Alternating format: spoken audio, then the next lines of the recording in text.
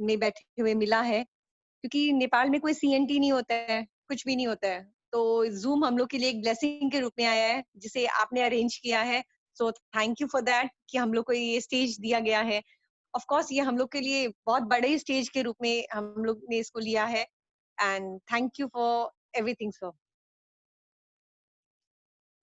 And myself, Dalima Goyal, bronze director from Nepal, and my topic is one decision can change your life. One decision can change your life. What is a decision? The act of making up your mind about something. निर्णय क्या है? निर्णय वो है जिस पर भविष्य टिका है। और जब कोई डिसीजन लेते हैं तो उसे रिलैक्स माइंड के साथ, पॉजिटिविटी के साथ, फ्यूचर को विजुअलाइज करते हुए लेते हैं। एक इंसान का लिया हुआ एक पक्का निर्णय, एक इंसान का लिया हुआ एक पक्का निर्णय उसे बनाता है, उसे तोड़ता है, उसे मजबूत और दृढ़ बनाता है। जैसे एक सुनार सोने को तपाता है, पिघलाता है और उसे आकार देता है, ठीक उसी तरह भगवान हमें टेस्ट करते हैं, हमारी पेशेंस को चेक करते हैं, हमें धैर्य और हमारे धैर्य को परखते हैं, तब जाके हमारे डिसीजन पे हम अमल कर सकते हैं। भविष्य का आधार भविष्य का आधार है डिसीजन। भविष्य के आधार पर हम आज का निर्णय लेना चाहते हैं। भविष्य के आधार पर हम आज का निर्णय लेना चाहते हैं। भविष्य में सुख मिले, भविष्य में सुख मिले, भविष्य सुरक्षित हो, ऐसा निर्णय लेने की कोशिश करते हैं। भविष्य में सुख मिले, भविष्य सुरक्षित हो, ऐसा निर्णय लेने की कोशिश करते हैं, और कोशिश करनी भी चाहिए, क्योंकि कोई नहीं जानता भविष्य, कोई नहीं जानता कि भविष्य कैसा होगा, सिर्फ उसकी कल्पना ही की जा सकती है। No one knows the future. और यहाँ डिसीजन दो किस्म के होते हैं। एक तो होता है बहुत इजी डिसीजन, जो कि चूज योर फूड, क्या खाना है, क्या पहनना है, कहाँ जाना है। और कुछ डिसीजंस बहुत मुश्किल होते हैं लाइफ में। चूजिंग कैरियर, कि हमें क्या पढ़ाई करनी है, आजकल तो और ही मुश्किल है। कॉमर्स, साइंस, डॉक्टर, इंजीनियर क्या करना है उसे डिसाइड करना बहुत मुश्किल है। साथ ही साथ चूजिंग योर जॉब, कि हमें जॉब करना है या नहीं करना है, और करना है तो क्या हम उसके लिए डिजर्व करते हैं, या कैसा जॉब करना है। तो ये सब बहुत ही मुश्किल है। और जैसे मैंने कहा कि future is dependent upon our today's decision. भविष्य आज के निर्णय पर निर्भर करता है। तो हमें सुख मिले ऐसी कामना करते हुए, सुरक्षित भविष्य मिले ऐसा निर्णय लेने की कोशिश करते हुए हम आगे बढ़ते हैं, और भविष्य की कल्पना ही कर सकते हैं।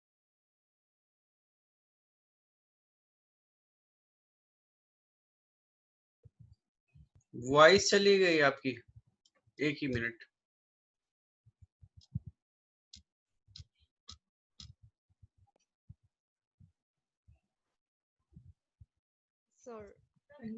मुझे सुन पा रहे हैं? मैंने दूसरा वाला कर दिया आपका। हेलो। हाँ जी, आ रही आवाज, आ गई। ओके जी। और हम डिसीजन कब लेते हैं? जब हमारे पास कोई अपॉर्चुनिटी आती है, जब हमें आगे बढ़ने का अवसर मिलता है, तो वो अपॉर्चुनिटी ऐसी हो जिसे आप पहचान सके, आप रिकॉग्नाइज कर सके, उसके बाद हम डिसीजन लेते हैं। लेकिन क्या कोई गारंटी होती है हमारे पास कि जो डिसीजन हम लोगों ने लिया है वो सही है या गलत है, वो राइट है या रॉन्ग है? क्या उसका आंसर पॉजिटिव ही आएगा या नेगेटिव भी आ सकता है? पॉजिटिव ही होगा? नहीं फ्रेंड्स, इसका कोई गारंटी नहीं है।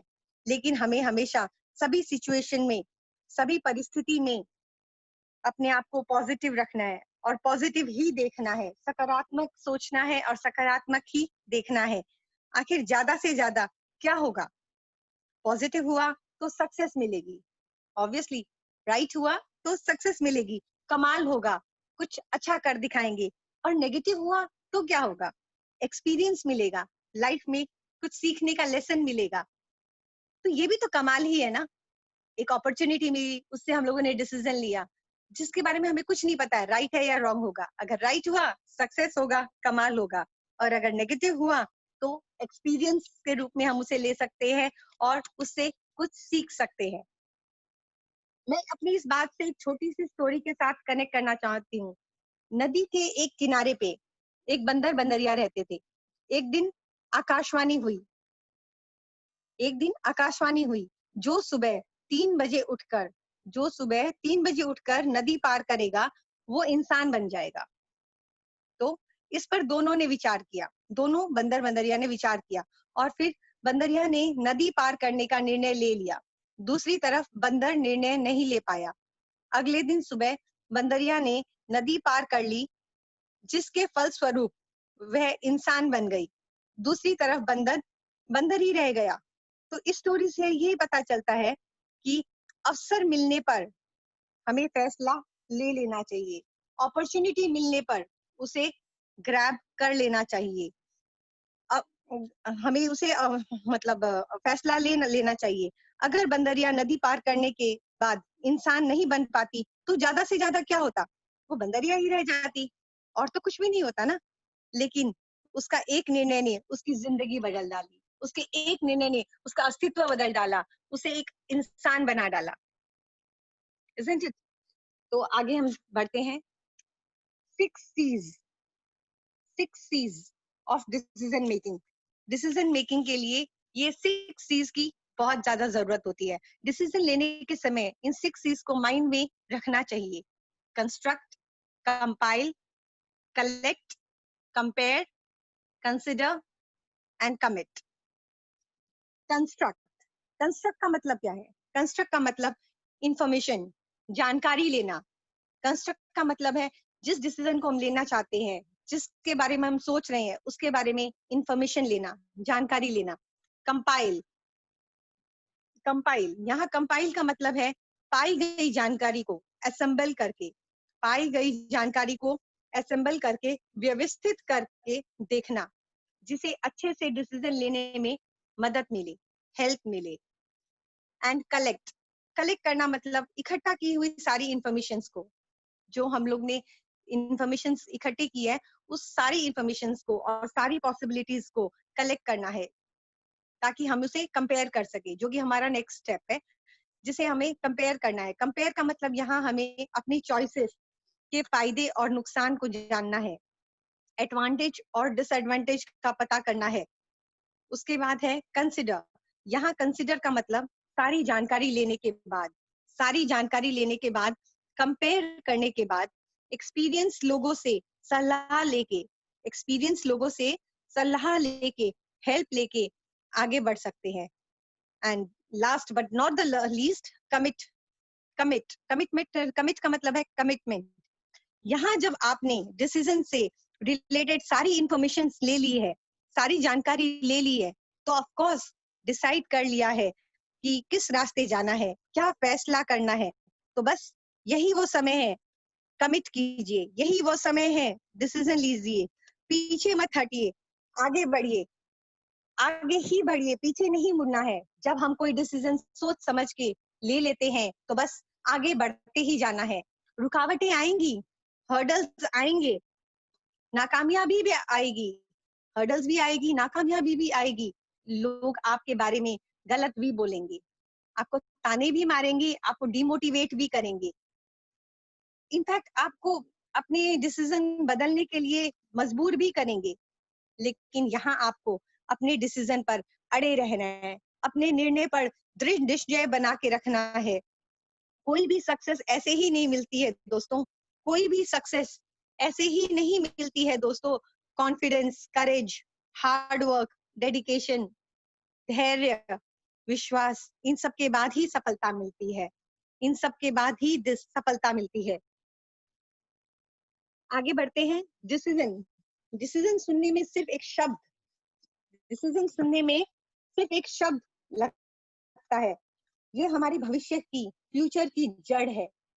ये डिसीजन जो है, जो निर्णय है, वो हमारी भविष्य की जड़ है। यहाँ हम अपनी लाइफ को एक ट्री के साथ कंपेयर करना चाहते हैं, तुलना करना चाहते हैं। इनफैक्ट हम लोग यहाँ पे अपनी लाइफ को एक ट्री के साथ तुलना कर सकते हैं। हमारा दृढ़ निश्चय हमारा दृढ़ निश्चय, उस पर हार्ड वर्क और डेडिकेशन हमारा उज्जवल भविष्य बनाता है। हमारा दृढ़ निश्चय, उस पर हार्ड वर्क और डेडिकेशन हमारा उज्जवल भविष्य बनाता है।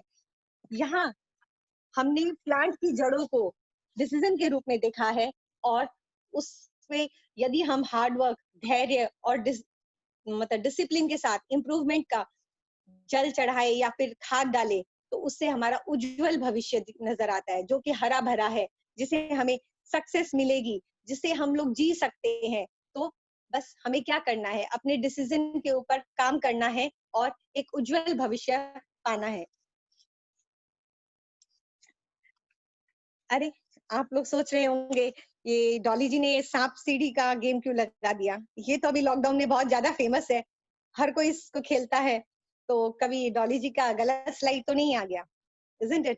लेकिन नहीं सर, नॉर्मली लाइफ में सांप सीढ़ी का कोई महत्व नहीं है। नॉर्मली लाइफ में सांप सीढ़ी का कोई महत्व नहीं है। ये एक खेल है, एक टाइम पास है, जबकि जो कि आज बहुत ज्यादा फेमस है। लेकिन जब हम लाइफ में कोई डिसीजन ले लेते हैं, जब हम लाइफ में कोई डिसीजन ले लेते हैं अपनी लाइफ बेटर करने के लिए, तब हमारी लाइफ एक सांप सीढ़ी का खेल बन जाती है। तब हमारी लाइफ एक सांप सीढ़ी का खेल बन जाती है, एक सांप सीढ़ी के खेल जैसी बन जाती है। ये एक ऐसा खेल है जो हमें मुश्किलों से हार ना मानने की कला सिखाता है। मुश्किलों से हार ना मानने की कला सिखाता है। जीवन में असफलता मिलने पर नई शुरुआत कर, जीवन में असफलता मिलने पर नई शुरुआत कर, दोबारा खड़े होने का जज्बा सिखाता है। दोबारा खड़े होने का जज्बा सिखाता है। जब आगे बढ़ सॉरी जब आगे बढ़ रहे होते हैं, तो सांप के काटने की वजह से दोबारा नीचे पहुंच जाते हैं। सांप के काटने की वजह से दोबारा नीचे पहुंच जाते हैं। ये हमें मुश्किलों से लड़ने की शिक्षा देता है। ये हमें मुश्किलों से लड़ने की शिक्षा देता है। सांप सीढ़ी में मौजूद सीढ़ियां अच्छे गुण जैसे सांप सीढ़ी में मौजूद सीढ़ियां अच्छे गुण जैसे दया, विश्वास, नम्रता आदि को दर्शाता है। वही दूसरी ओर सांप बुरी किस्मत, गुस्सा, अहंकार को दर्शाता है। जहां सीढ़ियां अच्छे गुण को दर्शाती है, वही सांप हमारे बुरे गुण को, बुरे आदतों को दर्शाता है, गुस्सा को, अहंकार को दर्शाता है। सांप सीढ़ी का खेल कुछ ऐसा ही है जिसमें सांप सीढ़ी का खेल कुछ ऐसा ही है जिसमें आपको सफलता की सीढ़ी तो मिलेगी। दोस्तों, आपको सफलता की सीढ़ी तो मिलेगी, असफलता के सांप भी काटेंगे। सफलता की सीढ़ी तो मिलेगी, असफलता के सांप भी काटेंगे। ये हमें सिखाता है कि अगर हमें सफल होना है, ये हमें सिखाता है कि अगर हमें सफल होना है, तो हमें असफलता का स्वाद भी चखना होगा। असफलता का स्वाद भी चखना होगा, और जीत भी उसी की होती है। जीत भी उसी की होती है जो हारने के बाद भी निरंतर लगा रहता है, जो हारने के बाद भी निरंतर लगा रहता है। बार बार लोगों के पीछे खींचने के बाद भी, बार बार लोगों के पीछे खींचने के बाद भी आगे बढ़ने की कोशिश और सफलता अर्जित करने का जुनून, आगे बढ़ने की कोशिश और सफलता अर्जित करने का जुनून सिखाता है। जब आपने कुछ करने का निर्णय ले लिया हो, तो जब आपने कुछ करने का निर्णय ले लिया है, तो आपके सफर में सामना सांप और सीढ़ी दोनों से होता है। आपके सफर में सांप और सीढ़ी दोनों से सामना होता है। हमें इन सबको नजरअंदाज करते हुए हमें इन सबको नजरअंदाज करते हुए आगे बढ़ना है। आगे बढ़ना है। हमें अपनी लाइफ में गांधी जी हमें अपनी लाइफ में गांधी जी के 3 बंदरों के जैसे बनना है। हमें अपने लाइफ में गांधी जी के 3 बंदरों के जैसे बिहेव करना है। ना हमें बुरा सुनना है, ना हमें बुरा बोलना है, और ना ही हमें बुरा करना है। जब हम इस गांधी जी के इन 3 डिसीजंस को या फिर इनके 3 रास्तों को अपना लेंगे, तो हमें आगे बढ़ने से कोई नहीं रोक सकता। हम यहाँ आगे बढ़ते हुए मैं आपको हमारे प्राचीन काल में वापस ले जाना चाहती हूँ। हमारे भगवत गीता के साथ में कनेक्ट करना चाहती हूँ। यहाँ पे हमारे भगवत गीता में लिखा गया है, अनुकूलस्य संकल्प प्रतिकूलस्य वर्जनम, अनुकूलस्य संकल्प प्रतिकूलस्य वर्जनम। इसका मीनिंग है accept the favourable, reject the unfavourable. Accept the favourable, reject the unfavourable. ये कैसे डिसाइड होगा कि क्या फेवरेबल है और क्या अनफेवरेबल है?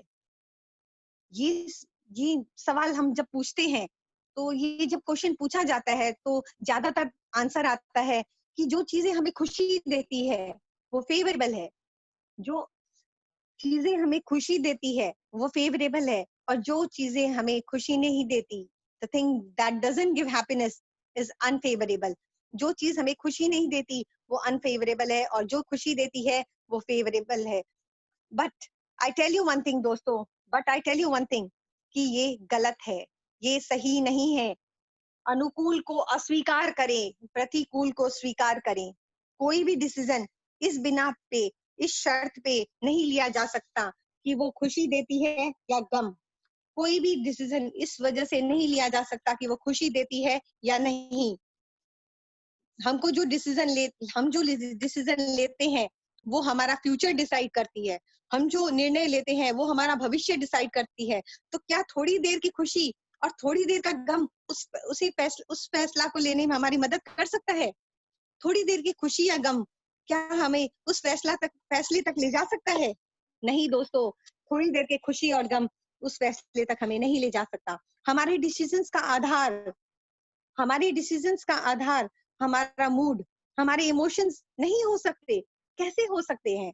हमारे डिसीजंस का आधार हमारे मूड, हमारे इमोशंस नहीं हो सकते। What I'm trying to say is it's okay to have emotions, but don't get emotional with your decisions. भावनाएं प्रकट करना गलत नहीं है, भावनाएं प्रकट करना गलत नहीं है, लेकिन भावनाओं में बह जाना, भावनाओं में बहकर निर्णय लेना गलत है। भावनाओं में बहकर निर्णय लेना गलत है। हमें कभी भी अपने भावनाओं पे बेस्ड करके अपने निर्णय नहीं लेना चाहिए। डू नॉट गेट इमोशनल और sentimental when you are taking a decision. कभी भी भावनाओं में बहकर डिसीजन मत लीजिएगा। आगे बढ़ते हैं। Our decision should be based on goal statement. हमारा निर्णय हमारे लक्ष्य के ऊपर आधारित होना चाहिए। हमारा निर्णय हमारे लक्ष्य के ऊपर आधारित होना चाहिए, ना कि हमारे मूड के ऊपर, हमारे इमोशंस के ऊपर। क्योंकि ये सब तो मौसम की तरह है, बदलता ही रहता है। हमारे मूड्स और हमारे इमोशंस तो मौसम की तरह है, बदलते ही रहते हैं। Anything which is contributing to your goal, accept it. जो भी आपको आपके लक्ष्य की तरफ ले जाता है वही सही है, उसे स्वीकार करें। जो भी आपको आपके लक्ष्य की तरफ ले जाता है वही सही है, उसे स्वीकार करें। जो आपको लक्ष्य से दूर ले जाता है, जो आपको आपके लक्ष्य से दूर ले जाता है, उसे अस्वीकार करें, क्योंकि वो गलत है। सो एक्सेप्ट इट, जो आपको गोल की तरफ ले जाता है, एंड रिजेक्ट इट, जो आपको गोल से दूर ले जाता है। Anything which is contributing to your goal, accept it. Anything which is taking away from your goal, reject it. That is why we should have a goal statement. इसीलिए हमारा गोल होना बहुत जरूरी है, हमारा लक्ष्य क्लियर होना बहुत जरूरी है। जैसे एक एनवेलप, मैं यहाँ एग्जांपल देना चाहूंगी। जैसे एक एनवेलप विदाउट एड्रेस के कहाँ पहुंचेगा? कहीं भी नहीं। उसका कोई लक्ष्य ही नहीं है, वो कहाँ पहुंचेगा? कहीं भी नहीं। वैसे ही गोल बिना हम कहाँ पहुंचेंगे? कहीं भी नहीं। हमारा डिसीजन एक सही लक्ष्य के साथ ही आगे बढ़ सकता है। हमारा डिसीजन एक सही लक्ष्य के साथ ही आगे बढ़ सकता है। सो फाइनली वंस अगेन मैं एक बार और बोलना चाहूंगी, अनुकूलस्य संकल्प प्रतिकूलस्य वर्जनम, अनुकूलस्य संकल्प प्रतिकूलस्य वर्जनम, except the favourable, reject the unfavourable. और सर अब आगे मैं इससे एक स्टोरी के साथ रिलेट करना चाहूंगी जो डिसीजन मेकिंग के लिए बहुत अच्छा है। सो एक ऑफिस के अंदर बहुत सारे लोग होते हैं, बहुत सारे लोग काम करते हैं, और उस ऑफिस में जो जॉब देता है वो खुद सीईओ ही देता है। सिलेक्शन प्रोसेस चाहे कोई भी करता हो, लेकिन लास्टली सिलेक्शन सीईओ ही करता है। सारा मतलब मेन डिसीजन सीईओ का ही होता है। सीईओ उसे लेटर देता है, अपॉइंटमेंट लेटर देता है। तो एक बार क्या होता है कि एक इंसान उस कंपनी के अंदर अप्लाई करता है और अप्लाई करने के बाद वो पहला राउंड पार कर लेता है, दूसरा राउंड भी पार कर लेता है और उसके बाद जो एचआर का राउंड होता है उसे भी क्रैक कर लेता है, उसे भी पार कर लेता है।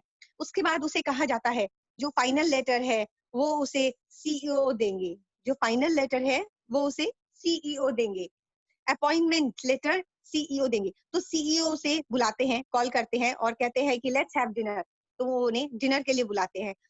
तो वो दोनों मिलकर डिनर के लिए जाते हैं, मतलब है कि डिनर के लिए मिलते हैं। उसके बाद एक दूसरे को ग्रीट करते हुए बैठ जाते हैं। फिर वो इंसान जो जॉब के लिए आया था उन्होंने कहा कि सर कुछ ऑर्डर करें? तो सर ने कहा हाँ जरूर, सूप ऑर्डर करते हैं। तो जैसे ही सूप ऑर्डर हुआ और सूप आया, जो इंसान जॉब के लिए आया था उसने सूप में तुरंत ही नमक और पेपर, सॉल्ट और पेपर मिलाकर पीने की शुरुआत कर दी। वो इंसान जिसने जॉब के लिए अप्लाई किया था, सूप में सॉल्ट और पेपर डालकर पीने की शुरुआत कर ली और पी लिया और उसके बाद डिनर भी कंप्लीट हो गया, दोनों चले गए। तो आगे अगले दिन एचआर सीईओ से पूछता है, एचआर सीईओ के कैबिन में आता है और बोलता है सर कांग्रेचुलेशंस, आपको तो बहुत अच्छा आदमी मिल गया, वो इतना कैपेबल था कि आपने तो उसको तुरंत ही रख लिया होगा जॉब में, आपने अपॉइंटमेंट लेटर दे दिया होगा। लेकिन यहाँ पे सीईओ कहता है नो कांग्रेचुलेशंस, मैंने उसे रिजेक्ट कर दिया। तो एचआर अक्का बक्का रह जाता है, वो दंग रह जाता है, अरे ऐसे कैसे सर, वो तो इंसान वन ऑफ द बेस्ट था, one of the best candidate था, तो वो इंसान को आपने कैसे रिजेक्ट कर दिया? तो सीईओ कहता है मैं उसे सिलेक्ट करने ही वाला था, मैं उसे अपॉइंटमेंट लेटर देने ही वाला था कि मैंने उस इंसान के सामने जब सूप आया तो देखा कि उसने बिना सोचे समझे उसने तुरंत ही उसमें सॉल्ट और पेपर मिलाकर उसे पी लिया, विच मीन्स उसके अंदर प्री जजिंग एटीट्यूड है। उसका मतलब है कि उसके अंदर प्री जजिंग एटीट्यूड है, वो डिसीजन लेने से पहले किसी के बारे में नहीं सोचता, बिना सोचे समझे वो डिसीजन ले लेता है, कोई भी चीज को बिना देखे, एक्सक्यूज मी, कोई भी चीज को बिना सोचे समझे अगर कोई डिसीजन लेता है, अगर कोई डिसीजन ले रहा है तो वो हमारी कंपनी के लिए बहुत ही हार्मफुल है, इसीलिए मैंने उसे रिजेक्ट कर दिया। तो मैं नहीं चाहता कि ऐसे लोग मेरी इस कंपनी में आए। तो सीईओ ने यही कहा एचआर को कि मैं नहीं चाहता कि ऐसे लोग मेरी कंपनी के अंदर आए जो बिना सोचे समझे डिसीजन लेते हो। तो फिर एचआर ने पूछा सर आपको नहीं लगता कि एक छोटे से सॉल्ट और पेपर के डिसीजन से या एक छोटे से सॉल्ट और पेपर के इंसिडेंट से आपने उसको जॉब नहीं दिया, आपने उसको जॉब नहीं दिया, क्या ये गलत नहीं है कि आपने उसे छोटी सी रीजन की वजह से निकाल दिया? तो फिर सीईओ कहता है कि अगर आपको लगता है कि ये एक छोटा सा रीजन था, अगर आपको लगता है कि ये एक छोटा सा रीजन था, तो इस कंपनी से निकलने वाले दूसरे इंसान आप होंगे, तो इस कंपनी से निकलने वाले दूसरे इंसान आप होंगे। So the moral of the story is decision लेने से पहले सोच समझ के डिसीजन लेना चाहिए। हेलो सर, आवाज क्लियर है? जी बिल्कुल क्लियर है, यस क्लियर है। बिल्कुल अच्छे आ रहे। Thank you sir. आगे मैं आप लोग को कुछ पंक्तियों के साथ रिलेट करना चाहूंगी। गरीब जन्म लेना गलत नहीं है, ये शायद पंक्ति आप लोगों ने बहुत बार सुनी होगी। गरीब जन्म लेना गलत नहीं है, लेकिन गरीब मरना गलत है। ये मैं भी मानती हूँ कि गरीब जन्म लेना गलत नहीं है, लेकिन गरीब मरना गलत है। जन्म कहाँ लेंगे वो हम डिसाइड नहीं कर सकते, जन्म हमें कहाँ लेना है वो हम डिसाइड नहीं कर सकते, लेकिन हमारा हमारा लिया हुआ एक निर्णय, हमारा लिया हुआ एक डिसीजन हमारी जिंदगी बदल सकता है। यहाँ मैं मोइन खान जी से बहुत ज्यादा इंस्पायर हूँ। मैं अपनी हर एक मीटिंग में हर एक डाउनलाइन को ये कहानी जरूर सुनाती हूँ और ये वीडियो जरूर फॉरवर्ड करती हूँ कि मोइन खान जी जो किस स्थिति में थे, तो उनसे मैं बहुत ज्यादा इंस्पायर हूँ। उन्होंने अपना एक डिसीजन लेकर, उनकी सिर्फ एक छोटे से डिसीजन, शायद उनके लिए वो छोटा सा हो, पर उनका वो एक डिसीजन उसकी उनकी जिंदगी को कहां से कहां ले गया, उनकी जिंदगी उन्होंने बदल डाली। देखिए उनका वो एक डिसीजन उनको टाट के पैबंद से मखमल के कारपेट तक ले गया। उनका एक निर्णय उनकी जिंदगी को बदल डाला। तो क्या इनकी सक्सेस के रास्ते में मुश्किलें नहीं आई होंगी? आपको क्या लगता है दोस्तों? क्या इनकी सक्सेस में मुश्किलें नहीं आई होंगी? क्या इन्हीं लोगों ने नहीं रोका होगा या पीछे नहीं खींचा होगा? लेकिन ये अपने निर्णय पर दृढ़ होके आगे बढ़ते रहे, आगे बढ़ते रहे। इसे कहते हैं one decision can change your life, one decision can change your life. तो बस ऐसा ही एक निर्णय हमारी जिंदगी को बदल सकता है। ऐसा ही एक फैसला हमारी जिंदगी को बदल सकता है। दोस्तों, leave your life before it leaves you. जिंदगी को जी लो, जिंदगी आपको छोड़ के चल जाए उससे पहले।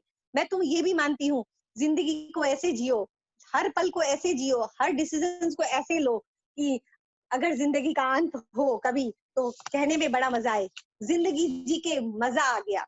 मुझे तो ये चीज बहुत पसंद है कि अगर मुझे कोई पूछे तो मैं यही बोलूंगी, जिंदगी जी के मजा आ गया।